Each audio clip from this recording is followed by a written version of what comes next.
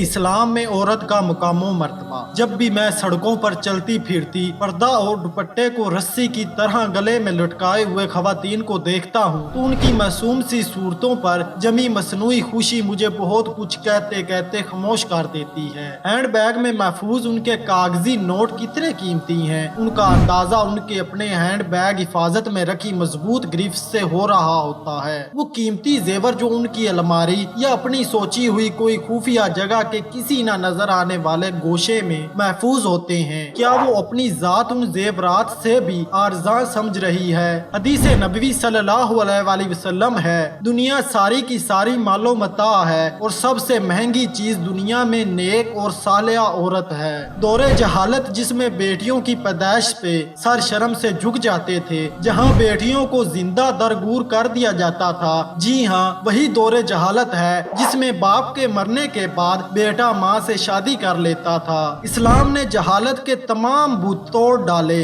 औरत को माँ, बहन, बेटी और बीवी वगैरह के नाम पर वो मजबूत किले दिए जिन किलों के अंदर वो महफूज आला रुतबों पर फाइज नजर आती है। किसी एक रिश्ते की कमी की सूरत में बाकी रिश्ते बाप, बेटे, भाई, शोहर, चाचा या मामू की सरपरस्ती की शक्ल में उसकी जिंदगी में आने वाली मुश्किलात के आगे दीवार बनकर खड़े होते हैं। लेकिन आज यही मजबूत किले खवातीन को जेल खाने मालूम होते हैं। कहीं वो मेरा जिस्म मेरी मर्जी के नारे दोहराती नजर आती हैं, तो कहीं वो मुकम्मल लिबास और पर्दे की हिफाजत को अपने लिए पाबंदी का नाम देकर आजादी का नारा लगाती दिखाई देती हैं। वो उन सब को दकिया नूसियत करार देकर दोबारा उसी जहालत के दौर में जा रही है और उन सब को वो लिबरलिज्म का नाम देकर न सिर्फ अपने आप को धोखा दे रही हैं बल्कि दूसरों की आंखों में भी धूल झोंकना चाहती हैं। शायर ने शायद इन्हीं हालात को देखते हुए ये शेर कह डाला,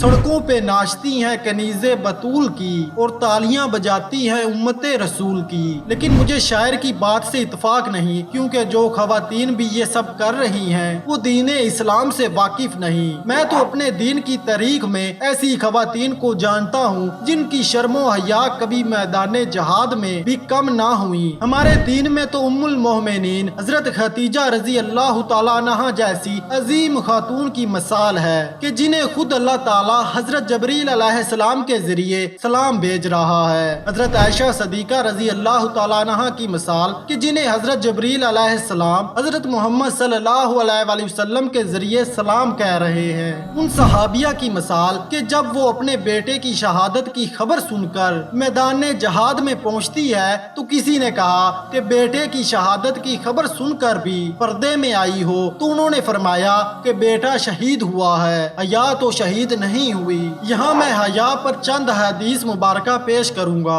हया सिर्फ खैर है। हया और ईमान को एक जगह रखा गया, यानी एक दूसरे से वाबस्ता हैं। उनमें से जब एक को उठाया जाता है तो दूसरा भी उठा लिया जाता है। औरत का मकामो मर्तबा ही तो है कि जब खुला बिन्त हकीम रजी अल्लाह ताला अन्हा इजहार शोहर का बीवी को माँ कह देने का मामला लेकर हजरत मोहम्मद सल्लल्लाहु अलैहि वसल्लम के पास तशरीफ लाती हैं। आप अपनी शिकायत का जिक्र हजरत मोहम्मद सल्लल्लाहु अलैहि वसल्लम के सामने आहिस्ता आहिस्ता बयान फरमा रही थी कि पास मौजूद हजरत आयशा सदीका रजी अल्लाह ताला अन्हा भी ना सुन पाई, मगर अल्लाह ताला ने फौरन हजरत जबरील अलैहिस्सलाम को हजरत खुला बिन्त हकीम की दिली कफियत के पेश नजर ये आयात अहकाम की शक्ल में देकर भेज दिया, जिनका तर्जमा है, यकीनन अल्लाह ताला ने उस औरत की बात सुनी जो तुझसे अपने शोहर के बारे में तकरार कर रही थी और अल्लाह के आगे शिकायत कर रही थी। अल्लाह ताला तुम दोनों के सवालों जवाब सुन रहा था, बेशक अल्लाह ताला सुनने देखने वाला है। एक और जगह आयात का तर्जुमा है, तुम में से जो लोग अपनी बीवियों से इजहार करते हैं यानी उन्हें माँ कह बैठते हैं, वो दरअसल उनकी माएँ नहीं बन जाती। उनकी माएँ तो वही हैं जिनके बातन से वो पैदा हुए। यकीनन ये लोग एक नामाकूल और झूठी बात कहते हैं, बेशक अल्लाह ताला मुआफ करने वाला और बख्शने वाला है। दुआ है कि अल्लाह ताला हम सब को दीन इस्लाम की समझ दे और अपना असल मुकाम मर्तबा पहचानने की तौफीक अता फरमाए।